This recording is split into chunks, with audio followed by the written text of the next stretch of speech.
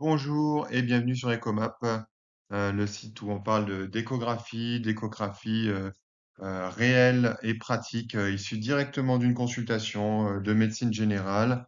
Tout simplement en sortant de la consultation, quand j'ai eu un cas clinique intéressant, je vous le présente donc en vidéo pour qu'on puisse discuter de l'intérêt d'apprendre l'échographie et de l'amener dans son cabinet de médecine générale. Intérêt qui, selon moi, n'est plus approuvé. Ça rend des services au quotidien. J'effectue personnellement de nombreuses échographies tout au long de ma consultation et systématiquement, ça m'aide à centrer mes idées, ça m'aide à déjouer des pièges, ça m'aide aussi à dénouer certains diagnostics différentiels de façon très simple et très pratique pour le patient. Alors aujourd'hui, c'est un patient âgé qui vient, qui se présente en consultation avec de la fièvre, fièvre objectivée, donc au thermomètre pendant la consultation à 38,5, fièvre qui est présente depuis 2-3 jours. C'est un patient qui présente une altération de l'état général, qui présente une toux qui n'est pas très importante. Et donc l'auscultation de notre patient ne va rien révéler de particulier, en particulier du côté gauche. On va rien retrouver qui puisse nous orienter vers cette fièvre.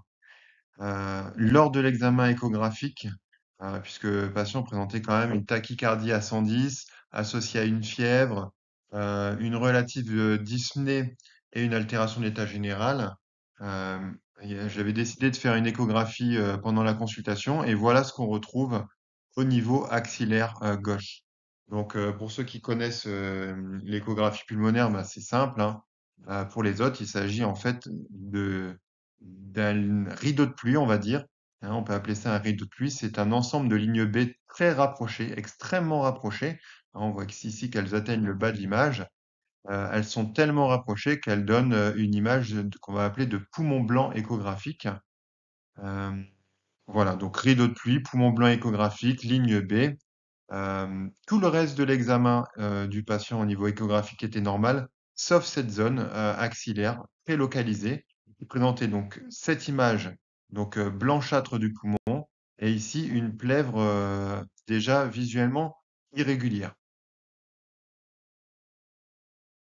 Autre coupe, un petit peu moins impressionnante, mais qui permet peut-être de mieux visualiser les lignes B qui, à cet endroit-ci du poumon, sont moins confluentes.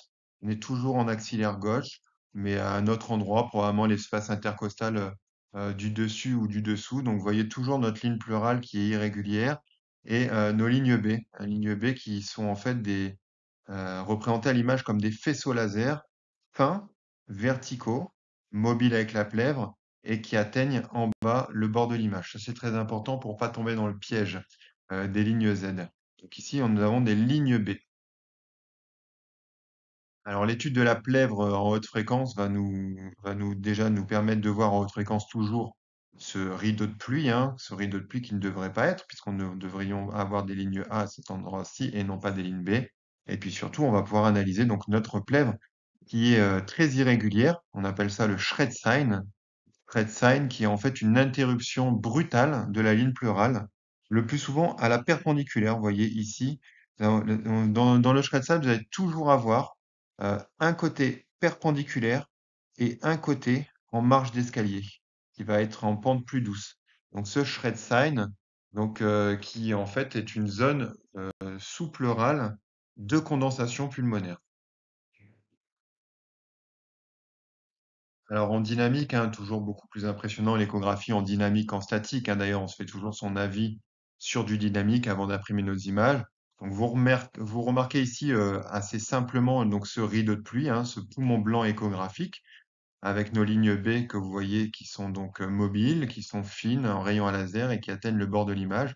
Et puis surtout cette ligne pleurale émiettée qui présente de nombreuses irrégularités, de nombreuses interruptions, hein, qui représentent toutes en fait des zones de condensation pulmonaire, une zone de condensation qui arrive donc jusqu'à la plèvre et donc on peut donc imager de façon assez simple.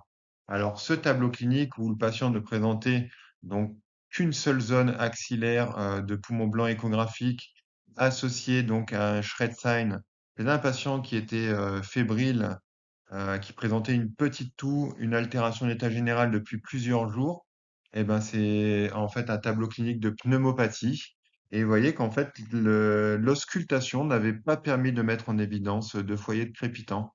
Alors qu'on nous dit toujours foyer de crépitant, pneumopathie. Et bien ici, le patient présentait donc bien une pneumopathie gauche, alors que son auscultation était totalement normale. Donc, d'où une fois de plus l'intérêt d'avoir l'appareil d'échographie à disposition en consultation.